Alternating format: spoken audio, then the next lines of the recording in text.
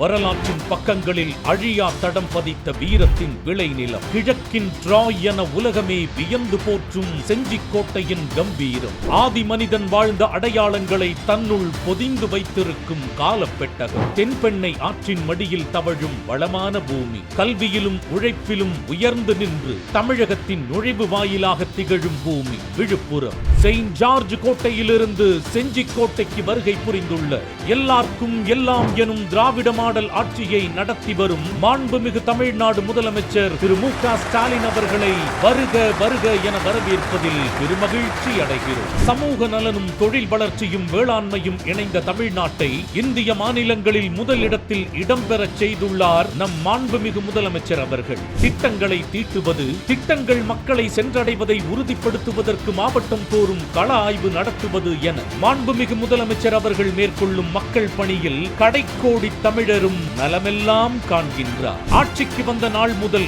இன்று வரை திராவிட மாடல் அரசு வழங்கிய சாதனை திட்டங்களால் விழுப்புரம் மாவட்டம் பெற்ற பலன்கள். 16,079 மகளிர் சுய உதவி குழு உறுப்பினர்களுக்கு ரூபாய் 23.39 கோடி மதிப்பீட்டிலான வங்கிக் கடன் ரத்து. மகளிரின் வாழ்வில் ஒளிபாய்ச்சும் விடியல் பயணம் மூலமாக 13.05 கோடி முறை பயணங்கள்.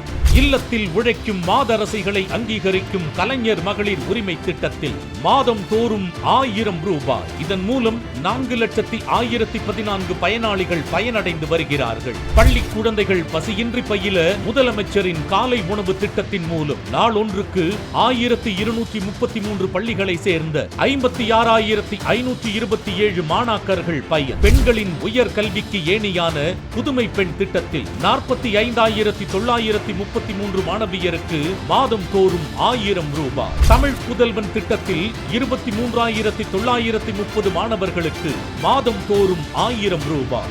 மாணவர் திறனை மேம்படுத்தும் நான் முதல்வன் திட்டத்தின் மூலம் 65,234 மாணவ மாணவியர் பயன். 5ஆம் ஆண்டாக இந்த அரசின் சாதனை திட்டங்கள் தொடர்கின்றன.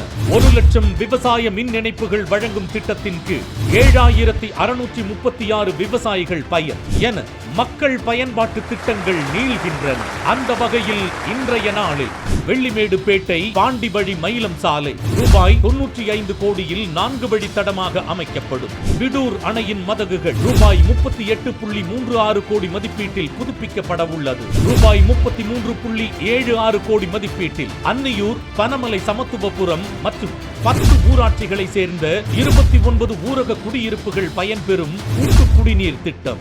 ரூபாய் 3.50 கோடி மதிப்பீட்டில் பொம்மையார் பாளையத்தில் புரட்சி கவிஞர் பாரதிதாசன் அவர்களுக்கு சிலையுடன் கூடிய அரங்கம் என ரூபாய் 254.29 கோடி மதிப்பீட்டிலான 24 திட்ட பணிகளுக்கு அடிக்கல் நாட்டி ரூபாய் 87.68 கோடி மதிப்பீட்டில் திண்டிவனத்தில் உருவாக்கப்பட்டுள்ள சிட்கோ மருந்தியல் பூங்கா, ரூபாய் 60 கோடி மதிப்பீட்டில் புதிதாக கட்டப்பட்டுள்ள திண்டிவனம் அரசு மருத்துவமனை, ரூபாய் 49.83 கோடி மதிப்பீட்டில் செஞ்சி மற்றும் வளவனூர் பேரூராட்சிகளில் மேம்பாடு செய்யப்பட்டுள்ள குடிநீர் திட்டப்பணி, ரூபாய் 27.60 கோடி மதிப்பீட்டில் திண்டிவனத்தில் புதிதாக அமைக்கப்பட்டுள்ள பேருந்து நிலையம், ரூபாய் 390 கோடி மதிப்பீட்டிலான 199 திட்டப் பணிகளை தொடங்கி வைத்து 13,879 பயனாளிகளுக்கு ரூபாய் 43.74 கோடி மதிப்பீட்டிலான நலத்திட்ட உதவிகளை விழுப்புரம் மாவட்ட மக்கள் பயன்பாட்டிற்காக வழங்கியுள்ளார் மாண்புமிகு தமிழ்நாடு முதலமைச்சர் அவர்கள். நிலவரை நீள்புகழ் ஆற்றின் புலவரை போற்றாது புத்தேள் உலகு என்று பாடினார் ஐயன் வள்ளுவர். அப்படி உலகம் விரும்பி போற்றும் மாண்புமிகு முதலமைச்சர் அவர்களை நெஞ்சார போற்றி கோடான கோடி நன்றிகளை உரித்தாக்குகிறோம். வெல்வோம் ஒன்றாக.